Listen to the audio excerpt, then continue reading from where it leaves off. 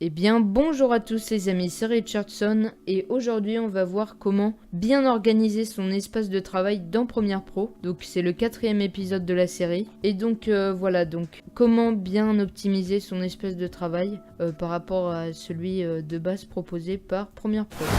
Donc voilà, on est sur le logiciel. Donc voilà, ça c'est les emplacements des fenêtres de base dans l'onglet montage dans Premiere Pro. Donc ce qu'on va faire, c'est qu'on va bouger un petit peu tout ça pour aller beaucoup plus vite. Donc franchement, moi j'ai modifié, ça n'a rien à voir avec tout ça. Enfin, il y a quelques petites ressemblances, mais c'est pas pareil. Et je vais beaucoup plus vite, donc ça m'embrouille beaucoup moins dans toutes ces fenêtres-là. Donc, tout d'abord, ce que vous allez faire, c'est que la fenêtre, donc pour déplacer une fenêtre, vous cliquez sur le nom. Et puis vous pouvez la déplacer un petit peu partout. Déjà, vous allez prendre votre fenêtre montage, vous allez la mettre tout en bas, comme ça. Tac. Donc là, vous avez votre timeline qui est juste là. On va mettre les outils à la gauche du montage de la timeline. On va mettre l'audiomètre donc pour régler, c'est pas pour régler le son, mais voir où en est le son, s'il sature ou pas pendant votre montage. Projet, on va le mettre dans cette fenêtre là. Donc pour le mettre dans cette fenêtre, vous le mettez dans le petit bandeau ici. Explorateur de médias, franchement, je m'en sers pas du tout. Ça fait 2 ans que je fais du montage, même plus, et je m'en suis jamais servi.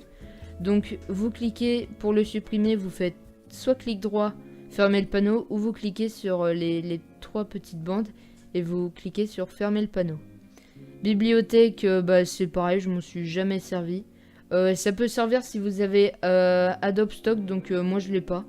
Et je m'en sers pas, donc je le supprime aussi. Info, je le supprime. Effet, c'est super important, donc on va le mettre dans cette petite fenêtre là. Marque, c'est pareil, je m'en sers pas, fermer le panneau. Et historique, non plus. Donc tout ce que j'ai supprimé, vous pouvez bien sûr le retrouver dans l'onglet fenêtre. Et cliquer par exemple sur info que j'ai supprimé, et vous le retrouvez là. Métadonnées, on va enlever ça. Projet, on va le garder, c'est important. Mixage des éléments audio, on va le garder aussi. Et l'onglet source, donc pour moi ça fait partie de la famille des moniteurs, donc je vais le mettre dans le bandeau avec les programmes. Donc je vous résume, tout ce qui est là, c'est des outils pour votre montage, donc les effets, les options d'effets, mixer l'audio et tous les éléments de votre montage qui vont être dans projet. Donc là ce sera tout ce qui est outils. Là ce sera moniteur, c'est là où vous allez voir votre montage.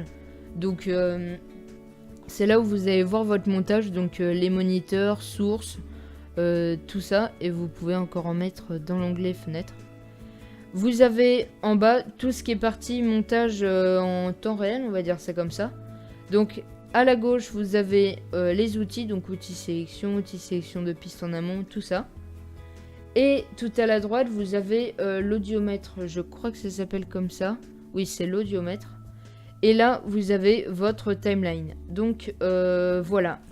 Pour moi, ça aide beaucoup mieux. C'est beaucoup plus adapté pour du montage. Et franchement, je m'en sers depuis 2 ans. Et puis, ça m'aide beaucoup. Ce que vous pouvez faire pour sauvegarder cette configuration, vous cliquez sur la fenêtre dans laquelle vous êtes. Vous cliquez sur les petites banderoles. Enregistrer comme nouvel espace de travail. Et vous pouvez mettre montage. Ah, on va mettre montage 2. Ok, et là ça vous a créé une nouvelle fenêtre dans toutes ces fenêtres, editing et tout ça.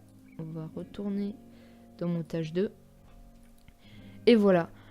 C'est la fin de ce tuto, c'était vraiment rapide. Mais ça aide beaucoup, c'est le genre de truc super efficace. C'est la première chose que vous allez voir quand vous ferez du montage. Donc je pense que c'est très important.